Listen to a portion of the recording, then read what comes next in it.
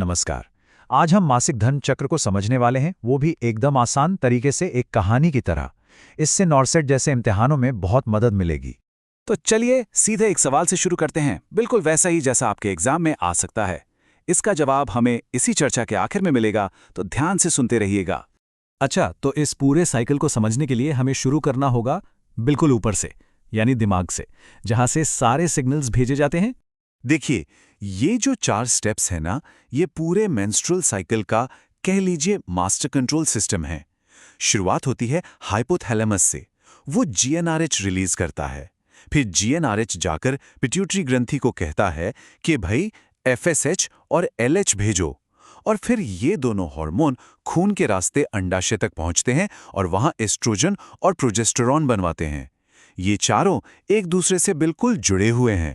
चलिए अब इस 28 दिन की कहानी के पहले हिस्से में चलते हैं, यानी फॉलिकुलर फेज। इस फेज में शरीर खुद को एक पॉसिबल प्रेगनेंसी के लिए तैयार करना शुरू करता है।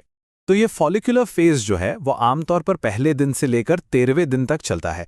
शुरुआत होती है मेंस्ट्रुएशन से, फिर करीब 7वें दिन बहुत सारे फॉलिकल्स में से एक डोमिनेंट फॉलिकल चुना जाता है और वो बड़ा होने लगता है, और 13वें दिन तक आते आते एस्ट्रोजन का लेवल एकदम पीक पर पहुंच जाता है। मतलब मेन इवेंट के लिए स्टेज तैयार हो रहा है। देखिए, यहां पर एक साथ 2 कहानियां चल रही हैं, ये समझना बहुत जरूरी है। एक कहानी चल रही है अंडाशय यानी ओवरी में, और दूसरी गर्भाशय यानी यूट्रस में। और इन दोनों कहानियों को चलाने वाला कौन है? बढ़ता हुआ एस्ट्रोजन। अभी तक जो कुछ भी हो रहा था वो साइकिल के इसी एक खास पल के लिए हो रहा था। और हाँ, ये एग्जाम में पूछे जाने वाले सवालों के लिए भी बहुत ही जरूरी हिस्सा है।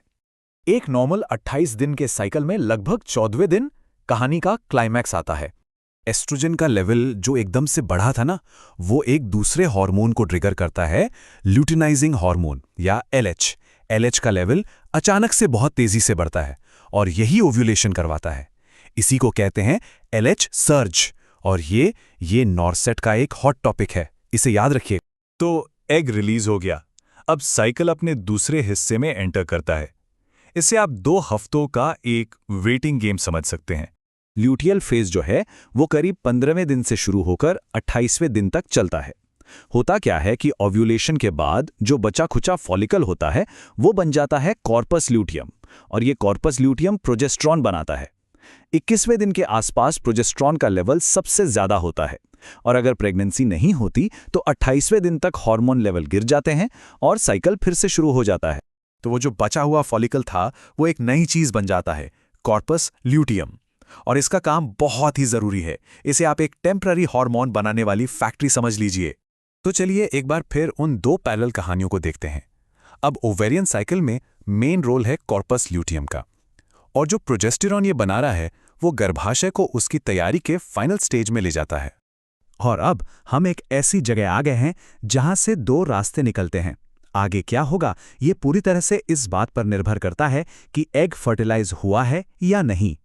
मतलब पूरा का पूरा सिस्टम बस एक चीज पे टिका है, जिसके नतीजे में 2 बिल्कुल अलग अलग हार्मोनल रास्ते खुलते हैं। या तो प्रेगनेंसी होगी या फिर अगला पीरियड शुरू हो जाएगा। HCG ये वो सिग्नल है जो बताता है कि प्रेगनेंसी शुरू हो गई है। ये कॉर्पस ल्यूटियम को बचाने का काम करता है, एक तरह से रेस्क्यू मिशन पर आता है। और हाँ, प्रेगनेंसी टेस्ट इसी हार्मोन का पता लगाते हैं। और अगर HCG नहीं आता तो कॉर्पस ल्यूटियम खत्म होकर कॉर्पस एल्बिकन्स बन जाता है, और जैसे ये काम करना बंद करता है एक नए साइकिल की शुरुआत हो जाती है। तो अब सबसे जरूरी सवाल, इस सारी जानकारी को एग्जाम के लिए कैसे इस्तेमाल करना है? चलिए सबसे काम की बातों को फटाफट से दोहरा लेते हैं। चलिए उन खास पॉइंट्स पर फोकस करते हैं जो नर्सिंग एग्जाम्स में बार बार सवालों के तौर पर पूछे जाते हैं। ये टेबल देखिए कितनी बढ़िया है। इसमें सारे मेन हार्मोन्स और उनके काम बिल्कुल साफ साफ बताए गए हैं। इसको याद कर लेना नॉर्सेट की तैयारी के लिए एक बहुत अच्छी स्ट्रैटेजी है। मेरा तो कहना है इसका एक स्क्रीनशॉट जरूर ले लीजिए। जो पेशेंट एजुकेशन से जुड़े सवाल आते हैं तो ये टाइमलाइन समझना बहुत जरूरी हो जाता है। सबसे ज्यादा फर्टिलिटी का समय ओव्यूलेशन के आसपास होता है, तो इसका जवाब क्या होगा? बिल्कुल सही, ऑप्शन बी, 9 से 16 के बीच। तो ये रहा पूरे साइकिल का एक क्विक समरी।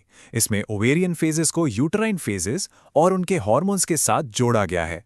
रिवीजन के लिए ये स्लाइड एकदम परफेक्ट है। तो अब वापस चलते हैं हमारे सबसे पहले सवाल पर। अब तो इसका जवाब पता चल ही गया होगा। सही जवाब है बी। एलएच जो है वो ग्राफियन फॉलिकल को रप्चर करने यानी ओव्यूलेशन के लिए जिम्मेदार है। और अब आपको पता है कि ऐसा क्यों होता है? देखिए, हॉर्मोन्स का ये जो पूरा खेल है, ये सिर्फ इम्तिहानों के लिए नहीं है।